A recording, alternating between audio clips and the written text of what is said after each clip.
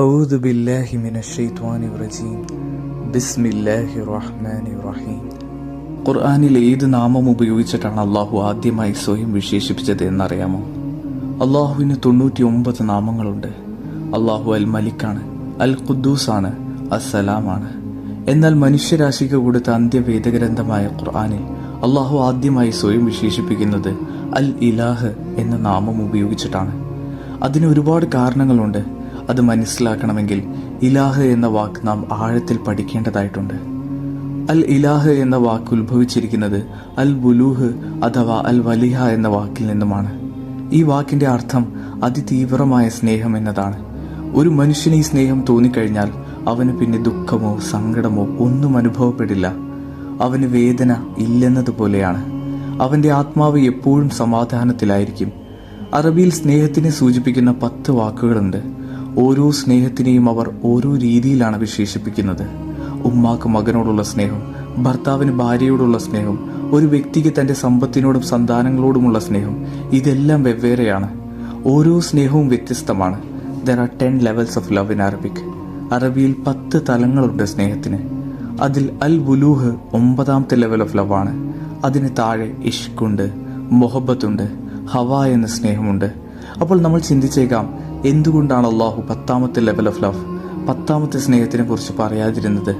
കാരണം 10th level of love in Arabic അതൊരു negative form of love ആണ്, ഒരു പോയിസണസ് ലവ്. ഒരു മനുഷ്യന് ആ സ്നേഹം വന്നു കഴിഞ്ഞാൽ അവൻ സ്വയം നശിക്കും. ആ സ്നേഹം അവന്റെ ജീവൻ തന്നെ ഇല്ലാതാക്കും.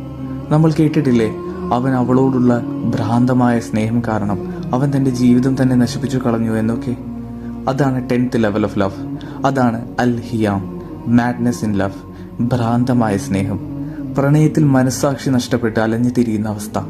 എന്നാൽ 9ാമത്തെ ലെവൽ ഓഫ് ലവ് ആണ് അറബിയിൽ ഏറ്റവും തീവ്രമായിട്ടുള്ള, ഏറ്റവും പോസിറ്റീവായിട്ടുള്ള ലവ്, അൽ ബുലൂഹ്.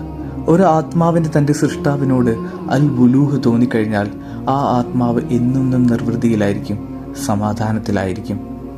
അള്ളാഹു ഖുർആനിൽ പറയുന്നു, ചില മനുഷ്യർ അള്ളാഹുവിനെ സ്നേഹിക്കേണ്ടതുപോലെ മറ്റെന്തിനേക്കോ സ്നേഹിക്കുന്നു. എന്നാൽ യഥാർത്ഥ സത്യവിശ്വാസികൾ അള്ളാഹുവിനോട് അതിശക്തമായ സ്നേഹമുള്ളവരത്രേ.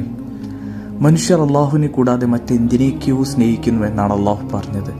എന്തിനെയാണ് എന്ന് പറഞ്ഞില്ല. കാരണം ഓരോ മനുഷ്യരും ഓരോന്നിനെയാണ് അവരുടെ ഇലാഹാക്കി വെച്ചിരിക്കുന്നത്. ചിലർ സമ്പത്തിനെയാകും ഏറ്റവും കൂടുതൽ ഇഷ്ടപ്പെടുന്നത്, അപ്പോൾ അതാവും അവരുടെ ഇലാഹ്. ചിലർ സ്വന്തത്തെ തന്നെയാകും ഏറ്റവും കൂടുതൽ ഇഷ്ടപ്പെടുന്നത്. എൻ്റെ സൗന്ദര്യം, എൻ്റെ ശരീരം, അതെന്നെന്നും നിലനിർത്താൻ കഴിഞ്ഞിരുന്നെങ്കിൽ. ചിലർക്ക് എപ്പോഴും സ്വന്തം മക്കളെക്കുറിച്ചായിരിക്കും ചിന്ത, ഊണിലും ഉറക്കത്തിലും നമസ്കാരത്തിൽ പോലും. ചിലർക്ക് കരിയറാണ് അവരുടെ ഇലാഹ്.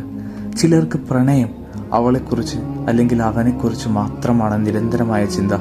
അതുകൊണ്ട് നാം ഓരോരുത്തരും സ്വയം ചോദിക്കേണ്ടതായിട്ടുണ്ട്, എൻ്റെ ഇലാഹ് അള്ളാഹു ആണോ അതോ മറ്റെന്തെങ്കിലുമാണോ? സൈനബുൽ ഗസാലിയുടെ കഥ കേട്ടിട്ടില്ലേ? അവർ ഒരു പ്രശസ്ത ഇസ്ലാമിക പ്രവർത്തകയും എഴുത്തുകാരിയുമായിരുന്നു. ഈജിപ്തിൽ ഇസ്ലാമിക പ്രവർത്തനത്തിന് ശിക്ഷയായി സൈനബിനെ തെരുവു പട്ടികൾ നിറഞ്ഞ ജയിലിലാണ് അടച്ചത്. പട്ടികൾ അവളെ ആക്രമിച്ച് കടിച്ചു കീറുമ്പോഴും അവളുടെ ആത്മവിശ്വാസം തെല്ലുപോലും തകരുകയോ അവൾ ഭയപ്പെടുകയോ ചെയ്തില്ല. ഡേയ്സ് ഫ്രം മൈ ലൈഫ് എന്ന സൈനബിന്റെ ആത്മകഥയിൽ അവൾ എഴുതുന്നു, ഞാൻ അള്ളാഹുവിനോട് പ്രാർത്ഥിച്ചു. അവനോടുള്ള പ്രാർത്ഥനയിൽ ഞാൻ എൻ്റെ ശാരീരിക വേദന പോലും മറന്നുപോയി. എൻ്റെ ദുഃഖം മാറി, എൻ്റെ ആത്മാവിനെ സമാധാനത്തിലാക്കി. വേദന ഇല്ലാതാക്കിയ സ്നേഹത്തിലൂന്നിയ വിശ്വാസത്തിന്റെ ഉത്തമ ഉദാഹരണമാണ് സൈനബിന്റെ കഥ. ഇലാഹിന്റെ അടുത്ത അർത്ഥം ഹഫിലഹു എന്ന വാക്കിൽ നിന്നുമാണ് വരുന്നത്. പ്രൊട്ടക്ഷൻ, സംരക്ഷണം. ഒരു മനുഷ്യൻ എത്ര വലിയ കോട്ട കെട്ടി അതിനുള്ളിൽ ഇരുന്നാൽ പോലും അവന് ഈ ലോകത്ത് പൂർണ്ണമായ സുരക്ഷിതത്വം അനുഭവപ്പെടില്ല. Unless and until Allah's protection descends from the 7th sky. 7ാം ആകാശത്ത് നിന്നും അള്ളാഹുവിന്റെ സംരക്ഷണം ഇറങ്ങാതെ നമുക്കൊരിക്കലും പൂർണ്ണമായ സുരക്ഷിതത്വം അനുഭവപ്പെടില്ല. അടുത്തത് തഹയ്യറ എന്ന വാക്കും ഇലാഹിന്റെ റൂട്ട് മീനിങ് ആയി വരുന്നു. അങ്ങേയറ്റം അത്ഭുതം തോന്നിപ്പിക്കുന്നത് എന്നാണ് അതിന്റെ അർത്ഥം. അള്ളാഹുവിനെ കുറിച്ചും അവന്റെ സൃഷ്ടിപ്പുകളെ കുറിച്ചും ആലോചിക്കുമ്പോൾ നമ്മൾ അത്ഭുതഭരിതരാകുന്നു. We feel a sense of amazement when we think about Allah and his creations. അലിഹു എന്ന പദവും ഇലാഹിന്റെ റൂട്ട് മീനിങ് ആണ്. അപ്പോൾ ഇലാഹ് എന്ന വാക്കിന് സമാധാനം എന്ന അർത്ഥവും വരുന്നു. അല്ലാഹുമ്മ അൻത സലാം വമിൻക സലാം. അള്ളാഹു ആണ് സമാധാനം, അള്ളാഹുവിൽ നിന്നാണ് സമാധാനം. ഇഹലോക ജീവിതത്തിൽ സന്തോഷം വെറും താൽക്കാലികമാണ്. എന്നാൽ അള്ളാഹുവിൽ നിന്നുള്ള സമാധാനം എന്നെന്നും നിലനിൽക്കുന്നതാണ്. അള്ളാഹുവിന് ഇഷ്ടപ്പെടുന്ന അടിമകളുടെ പക്കലേക്ക് അള്ളാഹു സമാധാനത്തിൻ്റെ മലക്കുകളെ അയക്കുന്നു. ആ മലക്കുകൾ അവരുടെ സമാധാനത്തിനായി നിരന്തരം പ്രാർത്ഥിക്കുന്നു.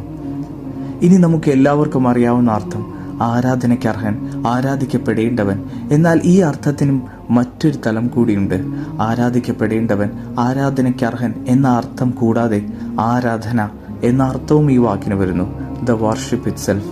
അതായത് ഒരു മനുഷ്യൻ അള്ളാഹുവിനെ വിട്ട് മറ്റെന്തിനെ ആരാധിച്ചാലും അവന് യഥാർത്ഥ ആരാധനയുടെ അനുഭവം ലഭിക്കില്ല. A soul will never taste real worship unless it worships Allah. ഒരു ആത്മാവ് അള്ളാഹുവിനെ ആരാധിക്കുന്നതിലൂടെ മാത്രമാണ് നിർവൃതി അടങ്ങുകയുള്ളൂ. സ്നേഹം, സംരക്ഷണം, അത്ഭുതം, സമാധാനം, ആരാധന, ഇത്രയും അർത്ഥതലങ്ങളുണ്ട് ഇലാഹിനെ.